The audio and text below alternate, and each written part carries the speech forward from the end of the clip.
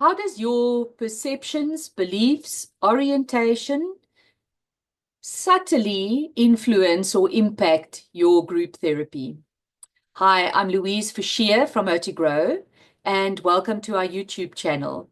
So if group therapy is an absolute passion of yours or a calling, then at this YouTube channel, we discuss tips, tools, and techniques for group facilitators so that you might become a more effective group therapist and so that lasting and sustainable change will happen in your clients.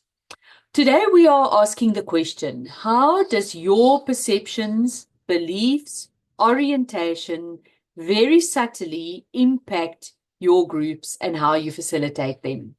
And I think this is not a quick answer. So I'd like to invite you for the next month, maybe to become more aware of how you are approaching or orientating yourself towards your client group. So I'd like to start by giving a little bit of background. A couple of weeks ago, I was training with an MPC whose focus is specifically working on military veterans or with military veterans. And we were discussing the unique elements of how do we use the interactive group model and apply it when our clients are military veterans?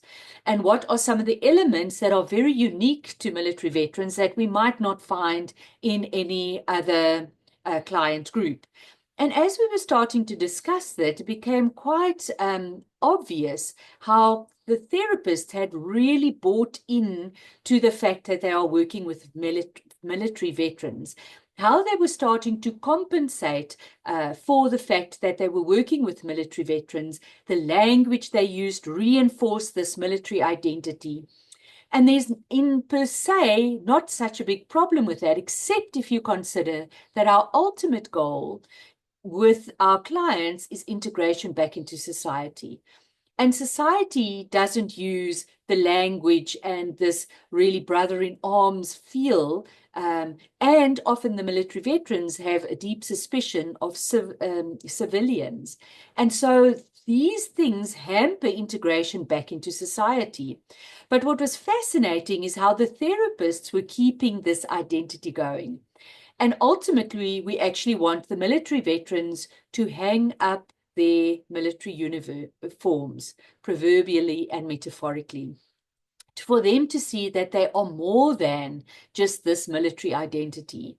We want them sometimes to have a safe enough space where they can remove that uniform and see who were they before they joined the military, who were they during their military service, and now as a military veteran, and who do they want to be over and above. We're not saying lose the uniform, but take it off at times.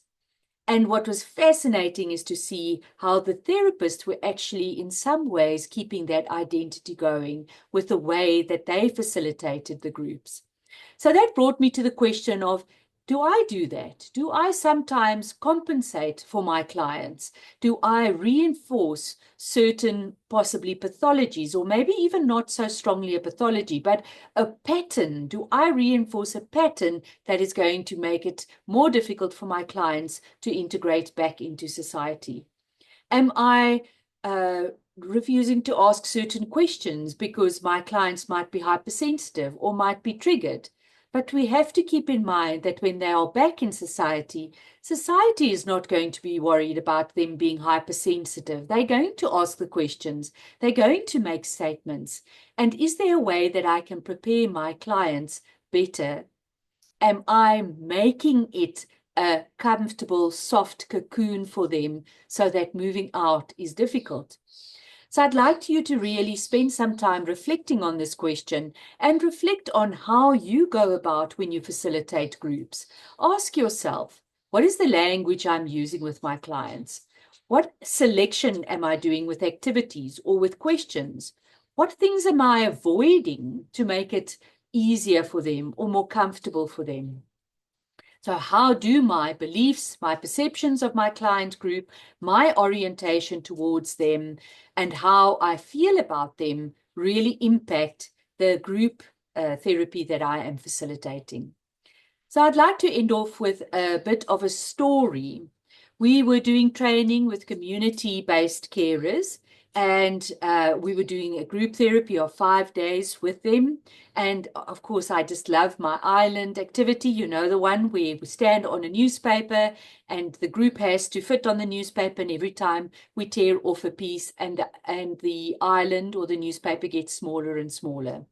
And one of our carers actually had been diagnosed with diabetes. She had above ankle amputation on the one leg and a below knee on the other leg, and she was partially sighted.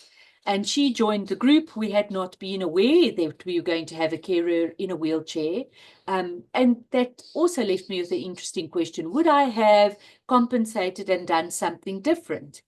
Anyway, we were there and we decided to go ahead and to facilitate the warm-up, the island warm-up.